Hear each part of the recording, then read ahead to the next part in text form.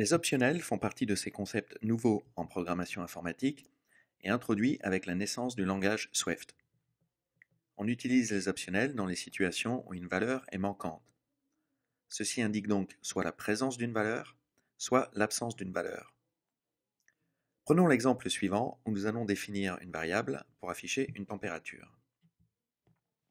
Donc dans un playground, je vais déclarer var temperature de type int et ensuite à la ligne suivante exécuter une commande println pour afficher température, deux points, string interpolation temperature affiché en degrés Celsius. Si j'en reste là, Xcode va afficher l'erreur sur cette ligne qui m'indique variable temperature used before being initialized, car la variable temperature ne contient aucune valeur. Nous pourrions définir une valeur initiale avec notre variable, par exemple en écrivant après le int égale 0. Effectivement, la console afficherait alors correctement le message température 2.0 degrés. Pour autant, attribuer une valeur initiale à notre variable n'est pas forcément la meilleure idée. En effet, si votre application repose sur une connexion Internet pour aller chercher la température à afficher et que l'utilisateur n'est pas connecté, le programme, lui, indiquerait quand même que la température est de 0 degré. Alors que entre température 0 degré et pas de température trouvée, il y a une différence énorme. Swift nous permet dans ce genre de situation d'utiliser les optionnels. Soit nous avons une température, et celle-ci sera correcte, soit nous n'aurons aucune valeur. Pour indiquer que la variable température est un int optionnel, il suffit de rajouter un point d'interrogation au type. Désormais, soit nous avons une valeur, soit nous aurons nil. Effectivement, nous avons nil sur la ligne de déclaration et température de point nil degrés Celsius. Donnons une valeur à notre variable.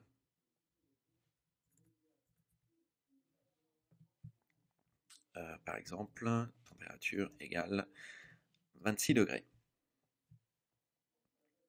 La console affiche alors température de point optional entre parenthèses 26 degrés Celsius.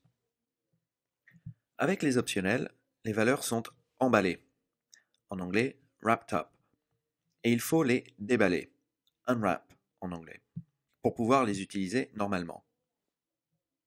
Alors, de même que le point d'interrogation est une notation qui permet d'indiquer un optionnel, le simple ajout d'un point d'exclamation permet par la suite le déballage forcé de cet optionnel. Donc ici, pour déballer mon optionnel, j'ajouterai un point d'exclamation à ma variable temperature.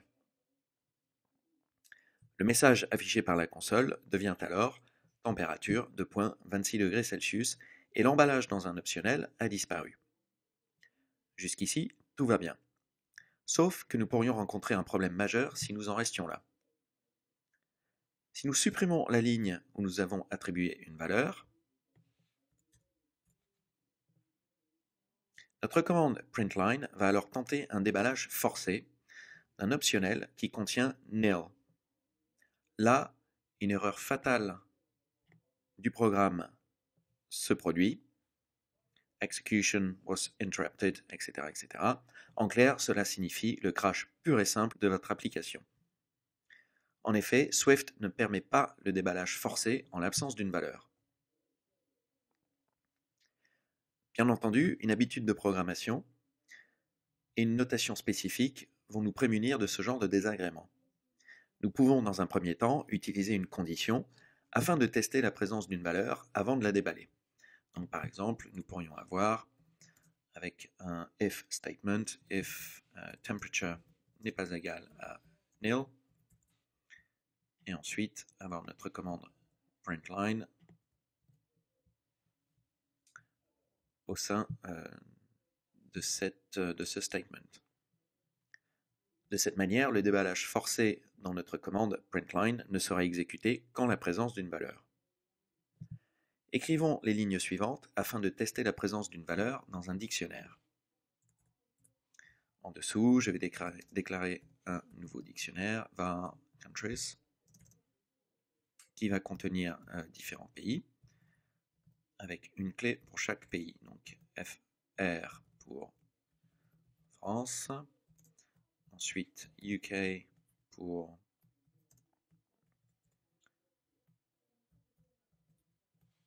United Kingdom, et enfin DE pour Deutschland. Et ensuite, je pourrais avoir var country égale countries et essayer de passer l'index SP. Comme je n'ai pas cette valeur associée, j'ai pas de valeur associée à cette clé dans mon dictionnaire, j'ai la valeur nil qui est retournée dans la console. Et là, je pourrais avoir if country n'est pas égal à nil, imprimer avec un print line, imprimer le nom du pays. Donc, print line country. La commande printline sera ignorée car la clé SP n'existe pas dans notre dictionnaire countries. Une autre possibilité s'offre à nous grâce à l'attache optionnelle. Optional binding en anglais. La notation peut paraître un peu bizarre au début, mais vous vous y ferez très vite car elle est très utilisée en Swift. Donc nous avons var countries, FR pour France, UK. Je vais mettre quelques espaces pour rendre la ligne plus lisible. Et la notation permet de combiner à la fois la déclaration d'une variable et de vérifier son existence.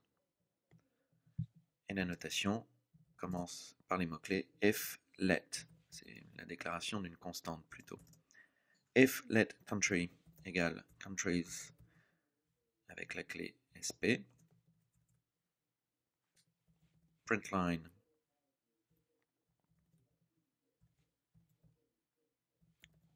country.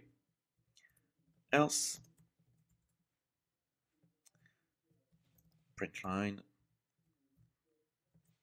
aucun pays trouvé.